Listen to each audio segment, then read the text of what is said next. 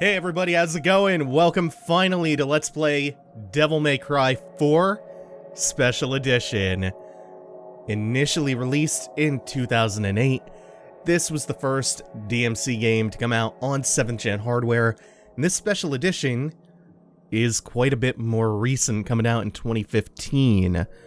And like Devil May Cry 3 Special Edition before it, it adds some pretty major new things vis-a-vis Vergil as a playable character, along with Trish and Lady, plus a couple of settings that were previously exclusive just to the PC version of the game.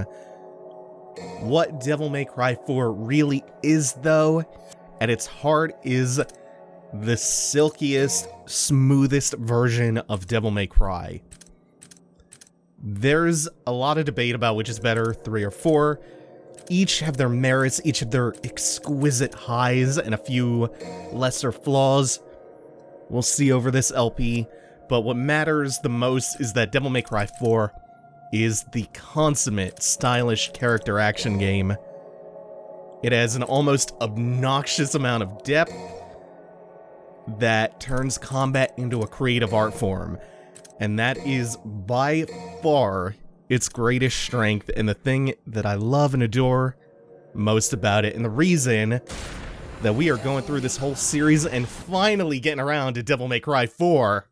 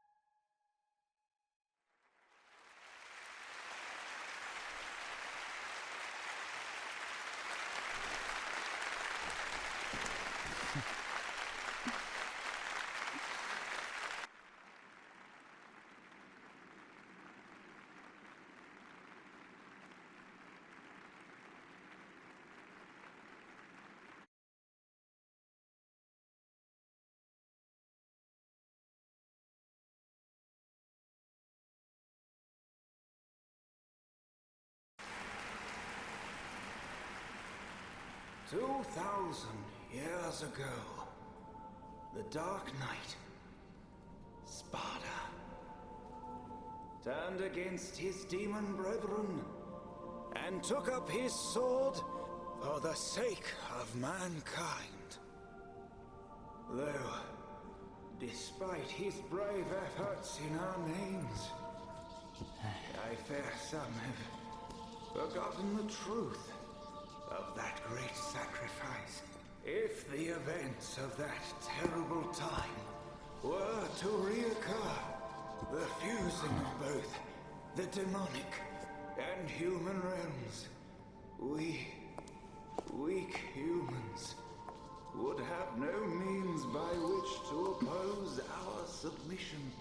And so I ask you to unite and pray that even if such a dark time of chaos were to revisit us, our gracious Savior would shelter us from the storm.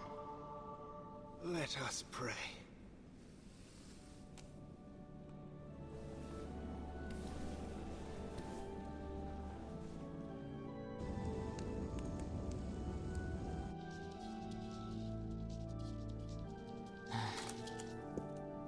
Nero, what's wrong? I'm out of here. But it's not over yet. All this preaching's putting me to sleep. Huh?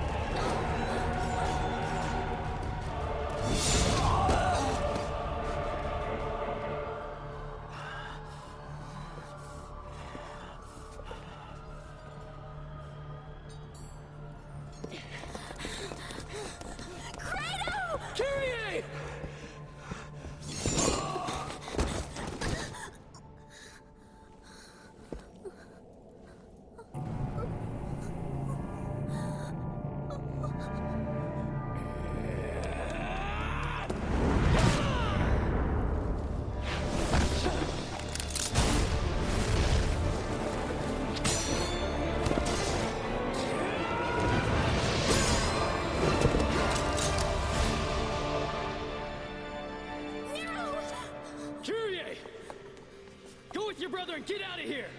I will return with help! You stall him until then!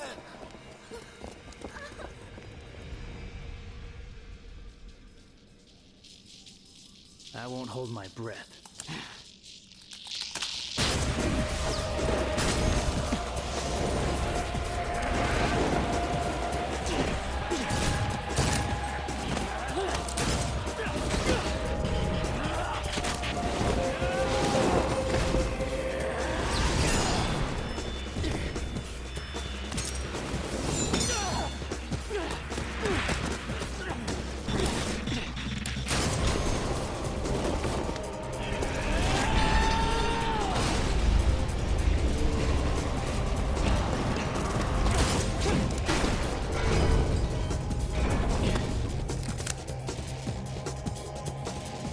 You got a jacked up notion of fair play, pal. And it's beginning to piss me off.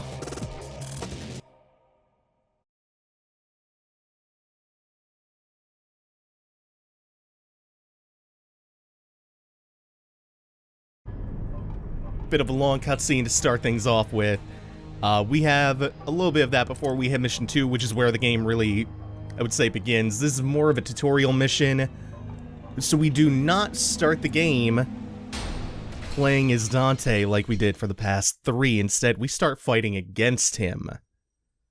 We play as this kid, voiced by Johnny Young Bosch, who looks a lot like Dante, but you'll see over time that he plays quite differently. No, we're playing as Nero. And some of the broader things are similar, guns and swords, you know, the basics.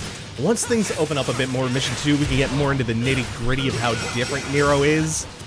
For now, this fight serves primarily as a very short tutorial. If you turn tutorials on, in fact, it will just teach you the controls of, like, how to jump, shoot, roll, all that stuff that's unnecessary for us. For this, though, just smash the fuse for a couple of red orbs, go ham on him, use the buster. There's not really too much to say about it.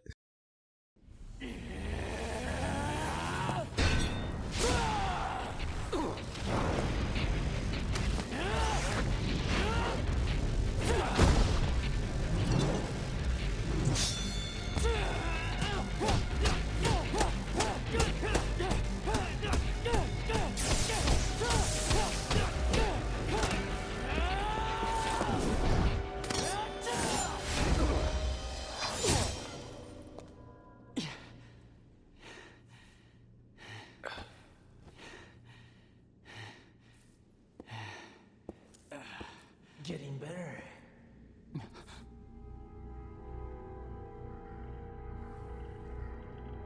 I would even go as far as to say that I underestimated your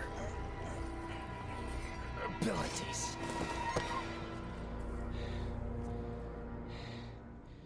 You aren't human, are you? We're the same. You and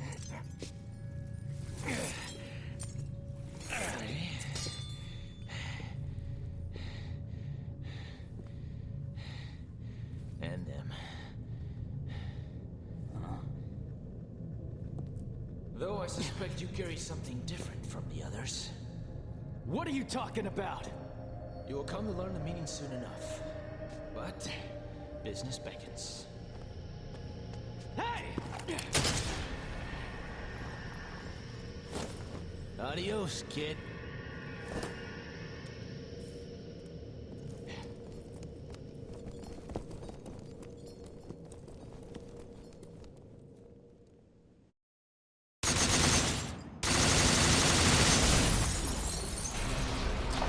One quick comment on the cutscene.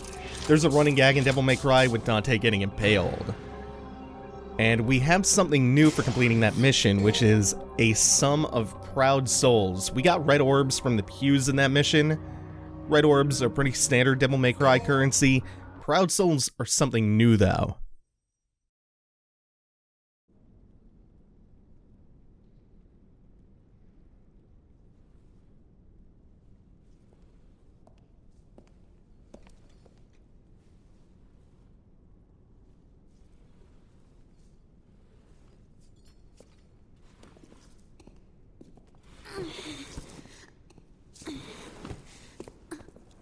You brought this here for me? Kratos requested. She yearns for your touch. Thanks. This blade's the best battle companion a swordsman could wish for.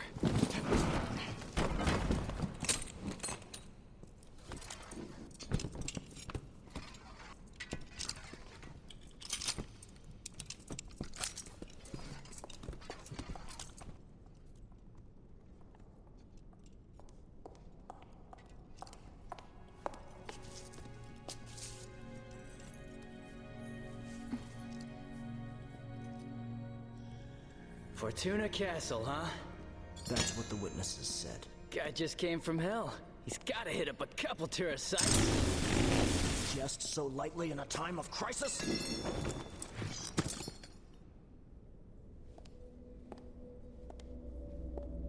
You must capture him.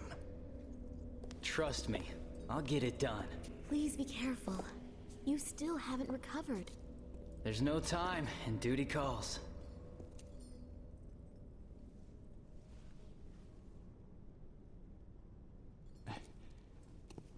Can't pass on an emergency. I must return to headquarters and report.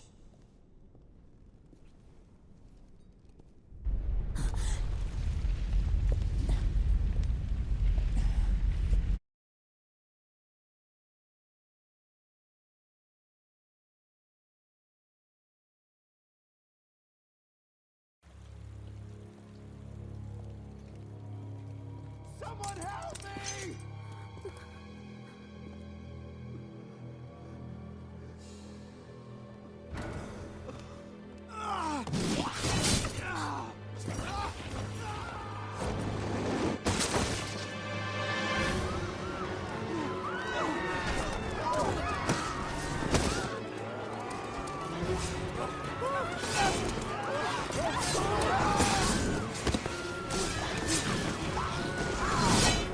Is this him? I'm not sure.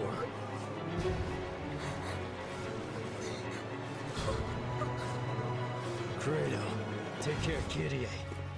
I got this.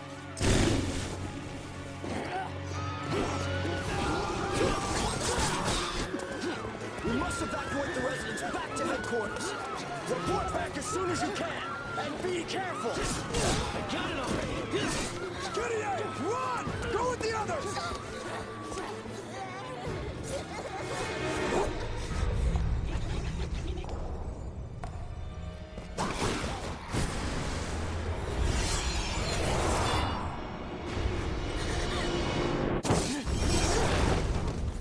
Go!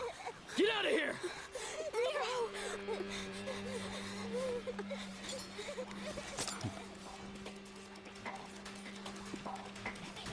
Not so fast.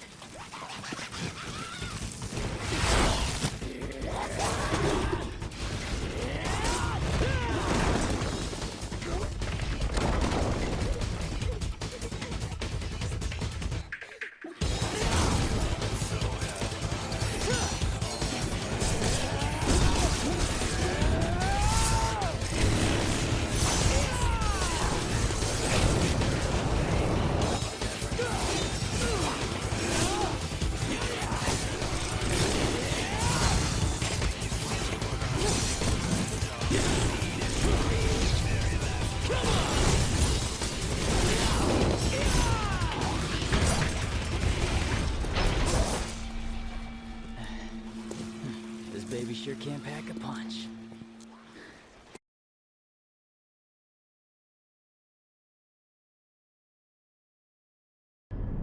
Now that we have the tutorial mission out of the way, we can get into the much more interesting mission 2, La Porte de l'Enfer, or the Gates of Hell, named for a sculpture by none other than Auguste Rodin.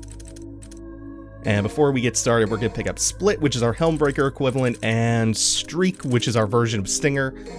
Stinger equivalent moves always start with ST, like Stiletto and Bayonetta, Stinger, Streak for Nero.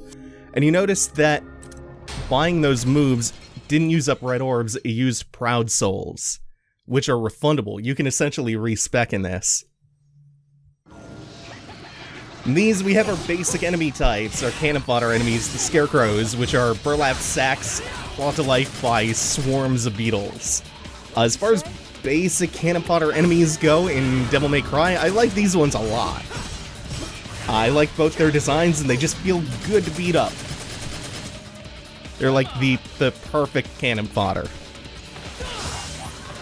So Devil May Cry 4 is the third game chronologically in the DMC timeline, even though Dante here looks a lot older than he did in 2. We're gonna settle into our role as Nero, though, because we'll be seeing him a lot throughout this LP. Nero looks like a Dante clone, but he plays quite differently. For one, he lacks the style system introduced in Devil May Cry 3. It is present in 4, just not for him. So we have the guns, you can tap to fire. We have basic sword slash combos, combo A here. We can grapple using his devil arm. And we can also do that in midair. Plus, we have his special moves. We have Streak that we just picked up. We have High Roller is one we started with. We can also air combo by default now, and Split. So Stinger, High Time, Helmbreaker. Now, where things get really interesting is the Exceed system here. You can rev Nero's sword, the Red Queen, by hitting the left trigger. And when you rev it enough, you build a bar in the upper left that you saw. Once you do any attack, it consumes that bar, but it changes the property of the attack. You can stock up to 3 bars max and will change the properties of any one of your attacks. But there's an alternate way to build that gauge that you saw me do. You can instantly rev it by tapping the trigger right before an attack connects. You can also just do it when you're not fighting anything. And the comparison I would make, it's similar to how in Final Fantasy VIII you would tap the button right before Squall's Gunblade made contact to do extra damage with it. Here the timing is a lot more tight. It's about 1/6 of a second, or about 10 frames. So you can afford to be just a little tiny bit imprecise, but you still need to have a sense of the rhythm or muscle memory. And it's quite hard to do repeatedly in combat. It's not something that you can just mash out and do consistently if you're mashing.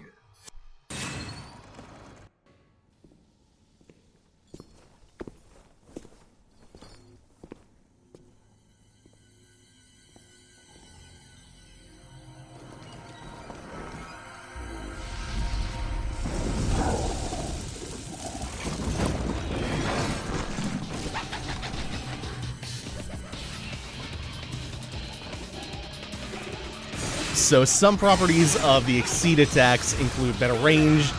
Some attacks get splash damage, like the Exceed Helmbreaker. And they usually get higher damage across the board. They also build the style gauge a lot more. But because they do more damage, they result in enemies dying faster as well. So you have less chance to style on them. And again, instant revving is quite tricky to do consistently in combat. Especially if you're commentating and you haven't had the chance to do a dry run because we're on a fresh save file.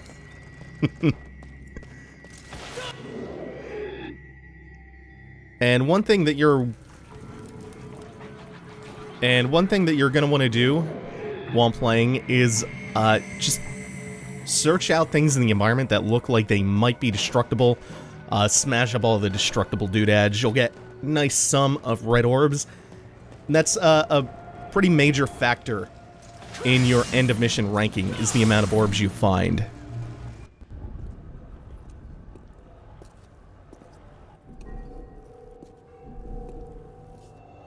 What the hell?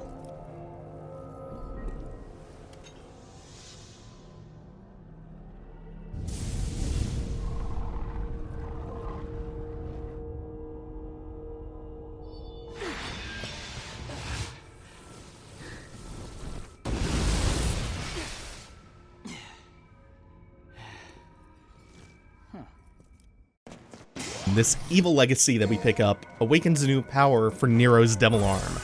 That power is called Snatch. And Snatch is a godsend. Love that they give it to you in Mission 2. For stationary objects, it will pull Nero towards them. For lighter enemies, you'll pull the enemy towards you. That also applies to things like red orbs, like the one across the gap there. It's so nice to have that. Especially because you have a couple of abilities, like Streak, that will push lighter enemies away from you when they connect. So you can streak into a crowd. Oh, it's a good sentence. And then pull any enemy that gets knocked away towards you so you don't have to do that little dance where you're tapping the gun and trying to streak them into a wall so they don't get knocked too far away. It's nice in open environments. It also enables some really, really fun stuff. This is our first secret mission of the game. It's a really... Whoa. I should have put this on Type 3 targeting, because I kept getting the one that I was technically facing that was too far away from me. It's good for stuff like that. You can also do some pretty fancy combos as a result of having Snatch. Oh, stuff that we will awaken and get to in good time. Like I said, this game has a shitload of depth, to the point where it's a little bit intimidating to LP, but we're still gonna have a good, stylish time, nonetheless. So this first secret mission will award us a blue orb fragment for completing it. All we have to do is kill all the enemies in the plaza before the time expires, and that should do it. Fooled around just a tiny bit too much, so made that timer tighter than it needed to be. We also were an instant revving, which would have sped things up, but we'll get more of a feel for that as time goes on. And once we collect 4 blue orb fragments, we will increase our max health. But that's going to do it for now. Thanks for watching, everybody. Take it easy. Have a good one. I'm going to go put this on Type C targeting.